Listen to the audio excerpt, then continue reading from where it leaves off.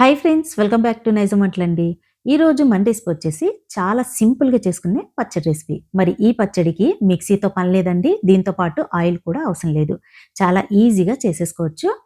మరి ముందుగా అయితే ఈ రెసిపీకి ప్యాన్లోకి నీళ్ళు అయితే తీసేసుకోవాలి. ఈ నీళ్ళు వచ్చేసి ఒక చిన్న గ్లాస్ నిండా తీసుకోండి, లేదనుకోండి పెద్ద గ్లాస్ అనుకోండి హాఫ్ గ్లాస్ తీసేసుకోండి. ఇప్పుడు మంటని మీడియం ఫ్లేమ్ మీద అడ్జస్ట్ చేసేసి టమాటాలు తీసుకోండి. ఎర్రగా ఉన్నటువంటి 3 లేదా 4 టమాటాలు తీసేసుకోండి.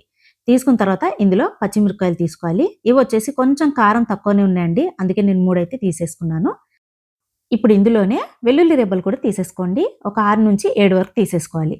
తీసుకున్న తర్వాత బాగా ఉడకనివ్వాలి. ఈ టమాటా ఉడికిపోయిన తర్వాత పైన తొక్కలు అనేవి ఆటోమేటిక్గా వచ్చేస్తాయండి. నేను ఇక్కడ తీసి చూపిస్తాను చూడండి. ఈ విధంగా ఎంత చక్కగా ఇవి ఉడికితే పచ్చివాసన రాకుండా అంత పర్ఫెక్ట్‌గా వస్తుంది. ఇందులోకి చుక్క నూనె కూడా అవసరం లేదండి. ఈ నీళ్ళలోనే వీటి మొత్తాన్ని ఉడికించుకుంటే చాలు. ఇన్‌స్టంట్‌గా పచ్చడిని అప్పటికప్పుడే ప్రిపేర్ చేసేసుకోవచ్చు.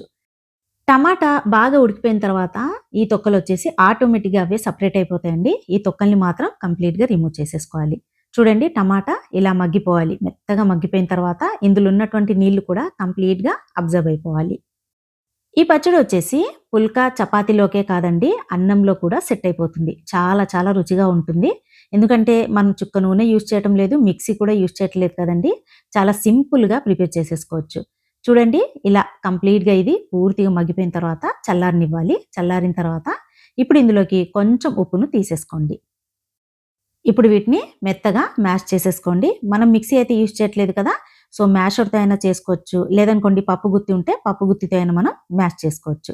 చూడండి, కంప్లీట్‌గా ఇలా మ్యాష్ చేసుకున్న తర్వాత కొంచెం సన్నగా తరిగినటువంటి కొత్తిమీరని కూడా ఇందులోనే తీసుకొని మ్యాష్ చేసేసుకోవాలి. ఈ విధంగా కొత్తిమీరతో మ్యాష్ చేయటం వల్ల ఫ్లేవర్ చాలా బావుంటుందండి. కొత్తిమీర ఫ్లేవర్ అనేది వస్తుంది. చూసారు కదా! ఇలా కొంచెం పైపైన ఈ విధంగా మ్యాష్ చేసుకున్న తర్వాత ఇప్పుడు ఇందులోకి ఉల్లిపాయ ముక్కలు తీసేసుకోండి. సన్నగా తరిగిన ఉల్లిపాయ ముక్కలు తీసుకోవాలి. ఈ పచ్చడి వచ్చేసి కాస్త పులుపుగా ఉండాలంటే కొంచెం చింతపండుని మీరు కలుపుకోండి. నేనైతే ఇందులోకి యాడ్ చేయటం లేదు. ఇప్పుడు ఇందులోకి కారం పొడిని కూడా యాడ్ చేసుకోవాలండి. 1 టేబుల్ స్పూన్ తీసేసుకోండి.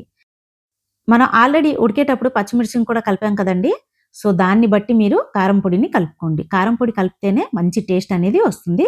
కొంచెం కారం పొడి ఎక్కువగా కలిపినట్లయితే పచ్చిమిర్చిని తగ్గించుకోండి. అంతే అండి. చూసారు కదా! చాలా సింపుల్, చాలా ఈజీ, ఇన్‌స్టంట్‌గా చేసుకోవచ్చు ఈ పచ్చడి వచ్చేసి.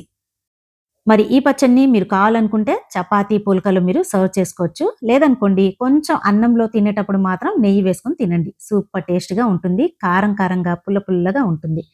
మరి ఫ్రెండ్స్, మీకు గనక వీడియో నచ్చితే తప్పకుండా లైక్ చేసి సబ్స్క్రైబ్ చేయండి. Thanks for watching friends.